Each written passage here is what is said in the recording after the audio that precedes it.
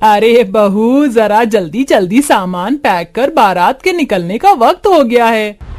माँ जी, सारा सामान पैक हो गया है, अब तो बस मुझे मेरी देवरानी का इंतजार है।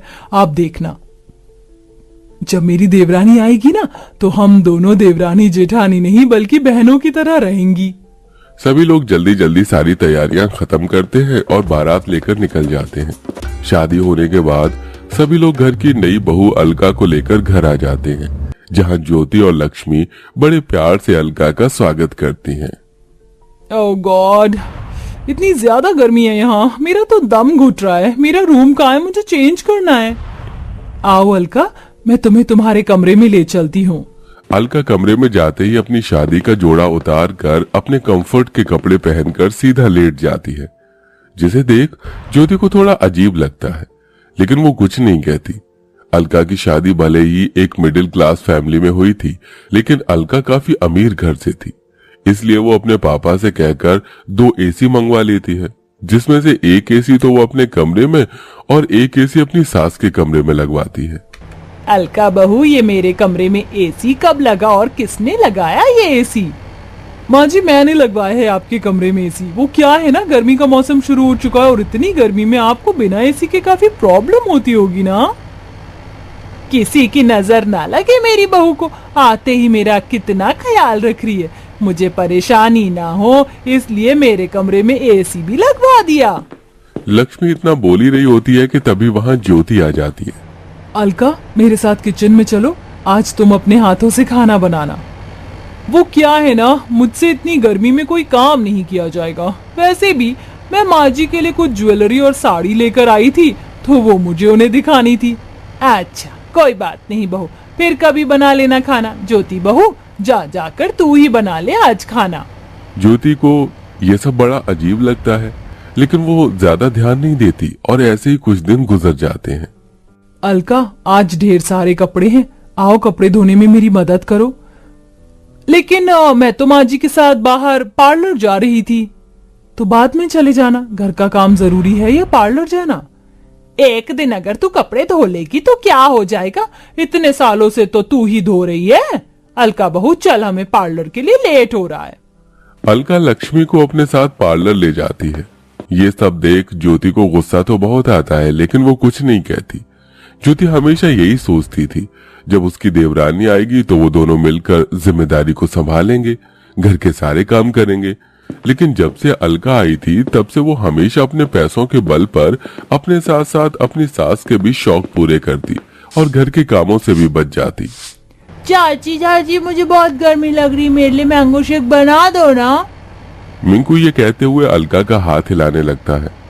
अलका नेल पेंट लगा रही होती है, जिसके चलते उसका नेल पेंट खराब हो जाता है। तेरी वजह से मेरी नेल पेंट खराब हो गई, तुझे क्या 2 मिनट का भी सब्र नहीं है? ये कहते हुए अलका मिंकू को गुस्से में जमीन पर धक्का दे देती है। मिंकू के चिल्लाने की आवाज को सुनकर सभी लोग वहां आ जाते हैं। मिंकू, तू ठीक तो है ना? अलका, तुम्हारा दिमाग तो नहीं खराब हो गया है? तुम्हारी हिम्मत कैसे हुई मेरे बेटे को धक्का देने की? एक तो जब से आई हो महारानियों की तरह दिन भर आराम करती रहती हो, आज तक घर के किसी भी काम को हाथ नहीं लगाया। इतनी गर्मी में भी मैं ही नौकरानियों की तरह काम करती हूँ। तुम्हारी इतनी हिम्मत कि तुमने मुझसे इस तरह से बात की। जानती भी हो मैं किसकी बेटी हूँ। बस अब मैं अपनी इंसल्ट और बर्दाश्त नहीं कर सकती। मैं तुम्हारे साथ इस घर में नहीं रह सकती, मुझे बंटवारा चाहिए। हाँ, तो मैं भी कौन सा तुम्हारे साथ रहने के लिए मर रही हूँ, मुझे भी अब बंटवारा ही चाहिए। अरे तुम दोनों का दिमाग तो नहीं खराब हो गया? तुम दोनों ये क्या बातें कर रही हो? माँ, अब आप ही को समझाओ इन दोनों को। मैं क्या समझाऊं, जो हो रहा है सही हो रहा है। वैसे भी मैं तो अलका को ही अपनी बहू मानती हूँ। जब से आई है मेरा कितना ख्याल रख रही है। गर्मी में सबसे पहले इसने ही मेरे लिए एसी लगवाया, रोज मुझे शॉपिंग करवाती है, आइसक्रीम खिलाती है और कल तो हम लोग स्विमिंग पूल भी गए थे। मैं तो अलका के साथ ही रहूंगी। लक्ष्मी के फैसले के आगे अब कोई कुछ नहीं बोलता था, जिसके बाद अब अलका व्हाइट पेंट लेकर आती है और सबसे पहले हॉल में लाइन खींच देती है। साथ ही साथ बाथरूम, किचन, डाइनिंग टेबल, यहाँ तक कि फ्रिज पर भी लाइन खींचकर उसका भी बंटवारा कर देती है। और अब एक तरफ लेकिन अलका अपने पति नितिन और सास के साथ रहती है, वहीं दूसरी तरफ लाइन के ज्योति अपने पति दुर्गेश और बेटे के साथ रहती है। अलका बहू, बहुत भूख लग रही, जल्दी से खाना बना दे। क्या क्या कहा आपने? मैं खाना बनाऊंगी? मैंने अपने मायके में आज तक चाय तो बनाई नहीं, और आप मुझसे खाना बनाने की उम्मीद कर रही हैं। ज्यादा भूख लग रही है तो खुद जाकर बना लीजिए। अपनी बहू की बात सुन बेचारी लक्ष्मी खुद गर्मी में आकर किचन में खाना बनाने लगती है। वहीं लाइन की दूसरी तरफ ज्योति भी खाना बना रही थी। कैसी निकम्मी बहू है मेरी, इसे दिखाई नहीं दे रहा है कि इसकी बूढ़ी सास इतनी गर्मी में भी खाना बना रही है। ये नहीं आकर कुछ मदद कर दे। लक्ष्मी मन ही मन ज्योति को कोसने लगती है और खाना बनाकर वहां से चली जाती है। और ऐसे ही कुछ दिन गुजर जाते हैं। लक्ष्मी देखती है कि ज्योति लाइन के उस तरफ अच्छे से झाड़ू पोछा करके साफ सफाई कर रही है। लाइन के इस तरफ वाला घर किसी हीरे की तरह चमक रहा है, वहीं उसके वाला घर किसी कूड़ेदान की तरह लग रहा था। अलका बहू उठ जा, पूरे घर की सफाई कर दे। पूरे घर में कचरा फैला हुआ है। तू बहू है इस घर की, ये सब तेरा काम है। माँ जी, तो आप भी इस घर की बहू ही हैं। उठिए और जाकर साफ सफाई करिए। इतनी गर्मी में मैं तो इस एसी के सामने से नहीं हिलने वाली। अलका की बात सुन बेचारी लक्ष्मी खुद ही उठकर घर की सफाई करने लगती है। मेरी कमर, इस कमर दर्द और गर्मी ने तो परेशान करके रख दिया। कहाँ फंस गई मैं। अलका खुद पूरा दिन गर्मी में एसी के सामने आराम करती रहती है, वहीं वो अपनी सास लक्ष्मी से नौकरानी की तरह घर के काम करवाती है। हमारे कमरे में कितनी ज्यादा गर्मी है ना, पता है? चाचा चाची के कमरे में बड़ा वाला एसी लगा हुआ है, उसमें से बहुत ठंडी ठंडी हवा आती है। माँ, हम एसी कब लगाएंगे? हम तुम्हारे चाचा चाची की तरह अमीर नहीं हैं। तुम्हारे चाचा मल्टीनेशनल कंपनी में काम करते हैं और तुम्हारे पापा मामूली कूलर की दुकान में, समझे?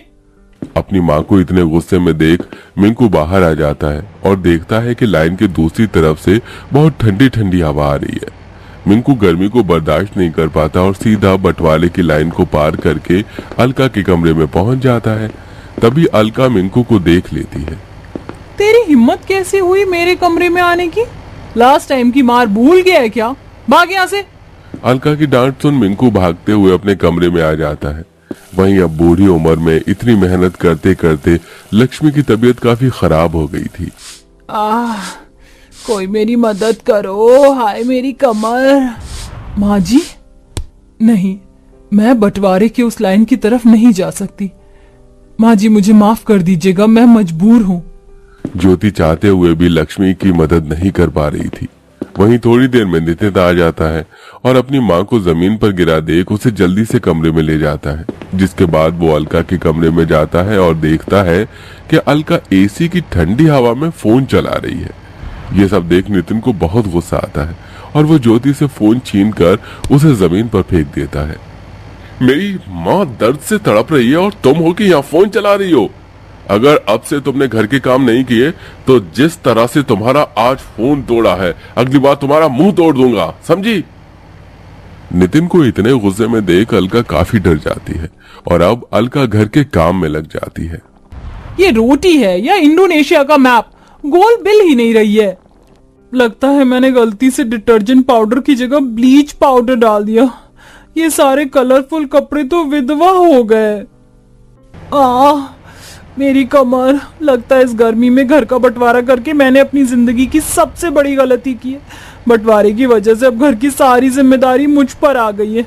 ऊपर से इस गर्मी ने भी बुरा हाल करके रख दिया। अब मैं क्या करूं? ये कहते हुए अलका जोर जोर से रोने लगती है और अब वो माफी मांगने के लिए अपने खुद की खींची हुई बंटवारे की लाइन को पार करके सीधा अपनी जेठानी ज्योति के कमरे में जाती है, जहां वो देखती है कि उसकी सास पहले से ही वहां मौजूद है। माँ जी, आप? और नहीं तो क्या करती मैं? घर की बड़ी होने के नाते मुझे इस बंटवारे को रोकना चाहिए था, लेकिन तेरी अमीरी की चकाचौंध ने तो मुझे अंधा करके रख दिया था। मैं यहाँ ज्योति बहू से माफी मांगने आई हूँ। जेठानी जी, मुझे भी माफ कर दीजिए, मुझसे बहुत बड़ी गलती हो गई। देवरानी जेठानी में घर का बंटवारा करके मैंने बहुत बड़ा पाप किया है, लेकिन अब मुझे मेरी गलती का एहसास हो गया है। नहीं, मैं तुम्हें इतनी आसानी से माफ नहीं कर सकती।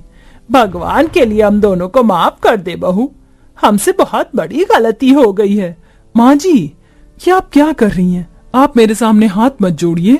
ज्योति अपनी सास और देवरानी को अपनी अपनी गलतियों का एहसास होता देख उन्हें माफ कर देती है, जिसके बाद अब दोनों देवरानी जेठानी मिलकर घर की जिम्मेदारियों को उठाते हैं और मिलजुल कर सारे काम करते हैं और सब लोग हंसी खुशी